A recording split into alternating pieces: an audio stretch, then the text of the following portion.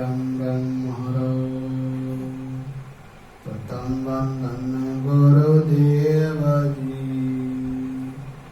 जन दियो नाम तत्सारे द्वितीय वंदन राम जी जन मिट्या वरण विकार तृतीय वंदन सब संत जन अनंत कोटि सारे जिनकी पद जर पर सीता हंसे उतर गए पार श्री गोरसामी संत प्रेम को नित परिणाम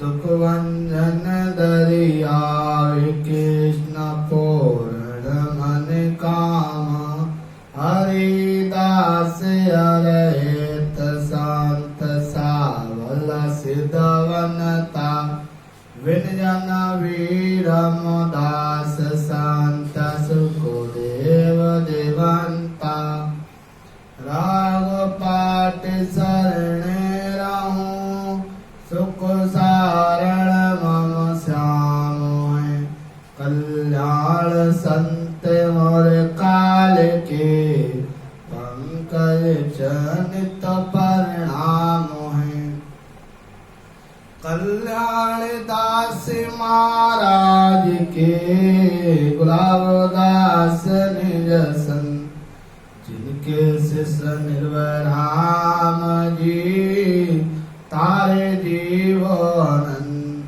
वारे वारे विनती करो बारे बार परिणाम सत्य और निकाराम के चरण कमल विश्राम सबदती कागज करूं सवन कलम कटाए साथ समुद्र स्याही करो सेवन लिखो न जाए राम जी राम राम हरो राम जी राम हरो प्रथम चरण में जानो सतगुरु सुखराम जी महाराज की गुरु महिमा को जाना द्वितीय चरण में विरह काम को जानो तृतीय चरण में सिमरण काम को जाना चौथे चरण में गुप्त नाम सिमरण काम था उसको जाना पांचवें चरण में गुरकी का अर्थ था उसको जाना छठे चरण में उजागर पुष्कांग उसका हम लोगों ने श्रवण किया आज सातवां चरण है परावक्त कांग सातवां चरण में महाराज साहब ने परावक्ति का अंग में बहुत ही सुंदर तरीके से रचित समझाया है जीव के मन में जो भाव थे उस भाव को अपने शब्दों में बहुत ही अच्छी तरह से शब्दों में प्रोने का वर्क किया है महाराज साहब शब्द के माध्यम से समझाने का प्रयास कर रही हैं पराभक्त जा उदत ताहि ऐसा लक्ष्य होई भजन भाव नहीं ज्ञान साच साचो नहीं कोई सुख दुख एक समान नाय सिसकारी आवे तीन लोग की गम आर पैसे वर पावे केसना कनई सुधरे जीव स्वाद नहीं कोय पराभक्त सुखराम कहे जाए सालच हुए महाराज साहब समझाते हैं पराभक्ति जहां प्रकट होती है वहां ऐसा लक्षण है ना तो भजन ना भाव ना ज्ञान ना सोच ना संशय होता है उसके लिए सुख दुख बराबर हैं दुख का अनुभव नहीं होता तीन लोग यानी खंड का ज्ञान रहता है। आहार भी साधारण सा होता है। केश व नखों को सुधारने का कोई भाव नहीं है, ना जीभ का स्वाद का भान है। महाराज साहब फरमाते हैं ये लक्षण पराभक्ति के लक्षण। लागे ब्रह्म समान दे की सुध ना होई, और पाछू गया बिलाए मोहे मासो नहीं कोई। करामात कर तूत सकल को दूर बिडारी, और मन को गयो बिलाए देव बंदत है लारी। परावक्त जा उपजी दुनिया सके न माने, कोई ज्ञानी सुख राम कहे लक्ष्य पिछाड़ो आड़। अब महाराज साहब फरमाते हैं जब ब्रह्म समाधि लगती है, जब किसी की समाधि लगती है तो शरीर की कोई सुध नहीं रहती, कोई भी सुध नहीं रहती। महाराज साहब फरमाते हैं पांचों विषय समाप्त हो जाते हैं, मोह बिल्कुल नहीं रहता, करामात करतूत से अलग रहता है, मन के कहने के माफिक नहीं चलता। देवता भी वंदना करते हैं जहां पराभक्ति उदय होती है। जगत के लोग उसको नहीं जानते, कोई ज्ञानी ही पराभक्ति के लक्षण को पहचानते हैं। पराभक्ति के नेम प्रेम क्रिया नहीं होई, और पूंजी मुद्रा जोग जप साधन नहीं होई। हरस क्रोध नहीं सोग कर्म एको नहीं बांधो, गुण इंद्री सब जीत सुरत सायव दिस साधे। आया कुएं ते नहीं लेण काहू नहीं जाए, ए लक्षण सुख राम कहे पराभक्त जा काहे। अब महाराज साहब फरमाते हैं परा में नेम प्रेम और क्रिया नहीं होती, ना ऊंची है ना मुद्रा है, ना किसी तरह की साधना होती है,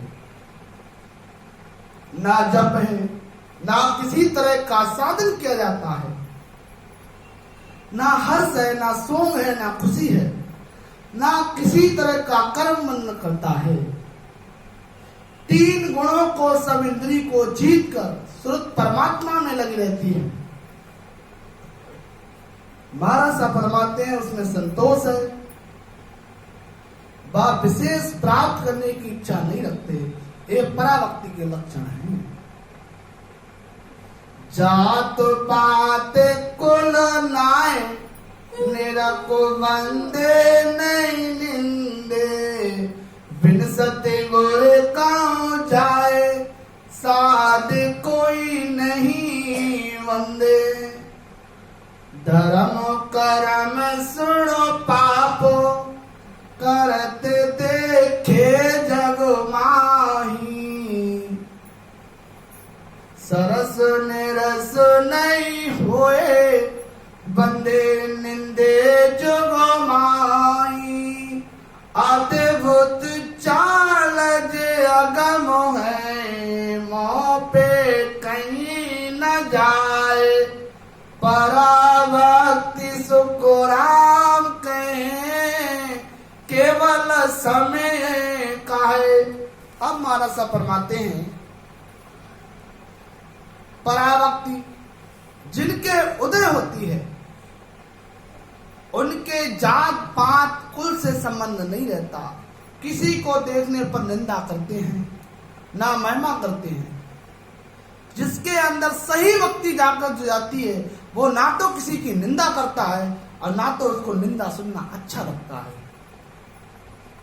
न महिमा करता है। एक सद्गुरु जिससे ज्ञान मिलता है उसी गुरु को मानता है, दूसरे किसी साध को नहीं मानता। संसार में कई धर्म करता है, कोई पाप करता है, उसको देखकर ना वो बुरा कहता है और ना अच्छा कहता है। महाराज साहब फरमाते हैं उनकी अद्भुत चाल है, पूरी जानकारी नहीं होती, पराभक्ति केवल के बराबर है। पराभक्त परासो भक्त तीर्ण पुरुष को उपजे ताई का अंग लक्ष्य होई। त्याग वैराग महमंत मस्तान ने ब्रह्म की दुष्ट सब मंड जोई। भाव प्रभाव आत्मा परमात्मा एक सो दूसरो नाए जाने। सोवे अशुभ उपाय संसार में आप ही आपको ख्याल ठाणे। नहीं अर्थ सोग संसार में रहते हैं, उलट ब्राह्मण में जाए बैठा। दास को राम कह परजा उपजे तीन तज पाप को होए सेटा।